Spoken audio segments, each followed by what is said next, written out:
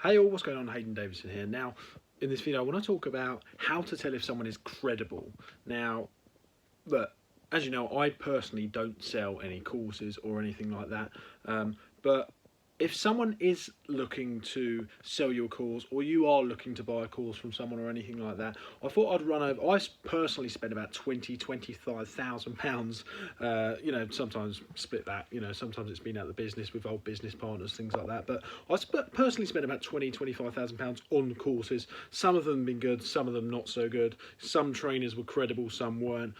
Some appeared to be credible, but then actually the results are lacking, whether that's with them or whether that's the results that their students were getting, or they were a little bit delusioned by the results that were the potential, but they actually believed it and they were fundamentally wrong. So I thought that I could do a video just to help anyone how to figure out if a coach is credible and if their pricing's fair, and if there's actually any testimonials and things like that. So stay tuned. I'm just going to sort of run over my experience from spending thousands on different courses or whatever it was that I've bought from others to help me sort of progress or not progress as much in my career.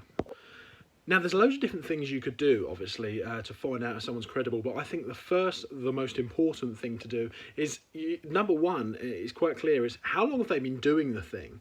Now, I don't think it's a complete, end of the world if they've only been doing it for a year or something like that, but I'm always skeptical if someone's been doing something less than a year, generally 2 or 3 years, but if someone's been doing it less than a year or 6 months, or if it's 6 months, 9 months, knowing how long business takes, most businesses, most fields, to build momentum, I just think, can you really get them results in that little time, or are they just plugging something or pulling something along in order to make money off the potential of the idea from other people rather than actually making money from it themselves? So the first thing I'll be asking and questioning is, how long have they been doing the thing?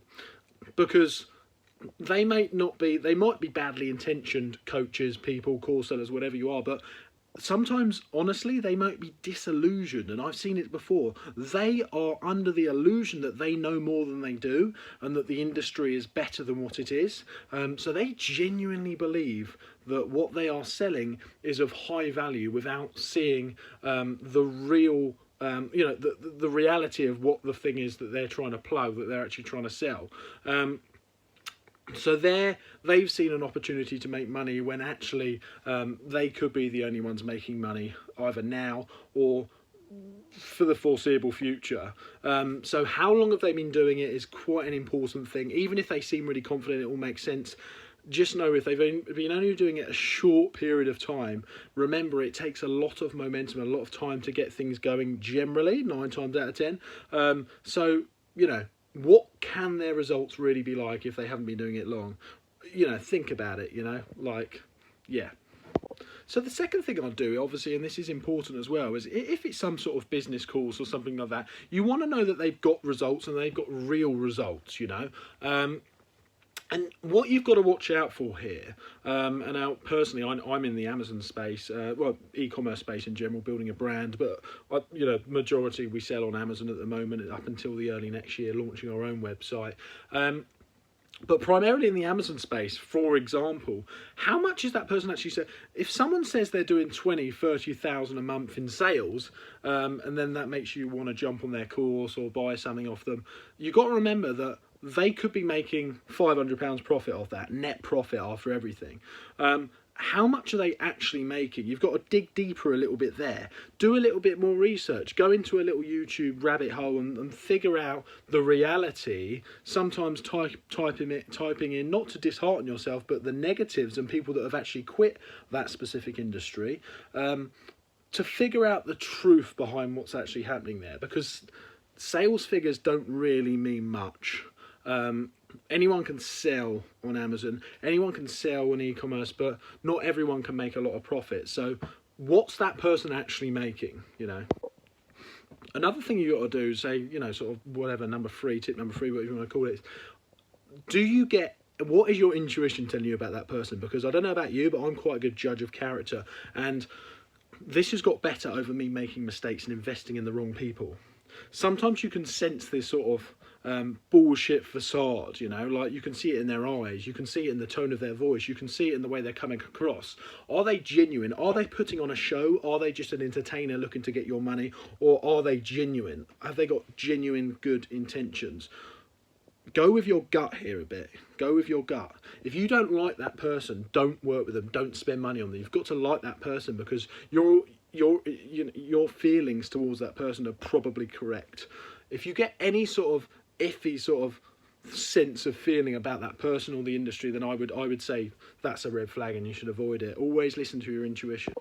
And the next thing I think, you know, I wish I did more of as well is, you know, get testimonials for yourself. Don't believe the testimonials that you see, because here's the really key important thing here. Testimonials can be misleading. I'll give you an example. I used to be sort of, you know, doing some stuff back in a different industry a little while ago, and I gave a good testimonial to a course.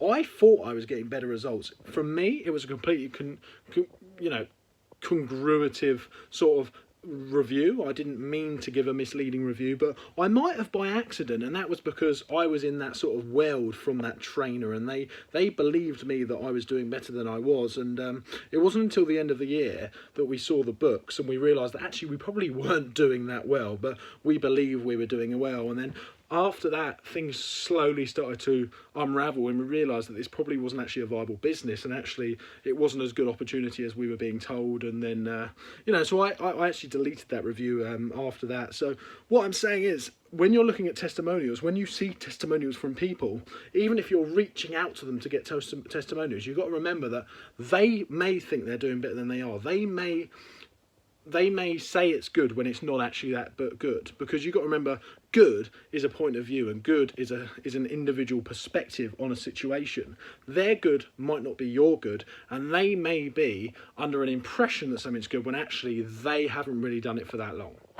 So here's what I'll do. I would look for messaging people, if you can, that have either bought something from that provider or whatever they've done. So people that have been doing it for a long time, try and find people that have been doing it for a long time, message them in private, so they're not being held accountable to anything by, because a lot of people are getting affiliates or they're selling stuff themselves, so they won't tell you the honest truth in comments.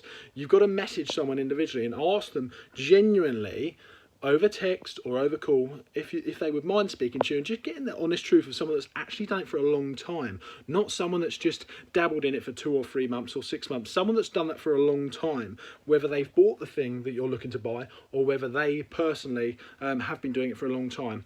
And then ask them about the downfalls, ask them how much they're actually making if you can get it out of them. And then go into some, look at loads and loads of videos on YouTube, figure out what the real opportunity is, so that you don't end up buying something that isn't what you thought it was. So I hope that video has helped. Just wanted to run over that, and I'll speak to you soon.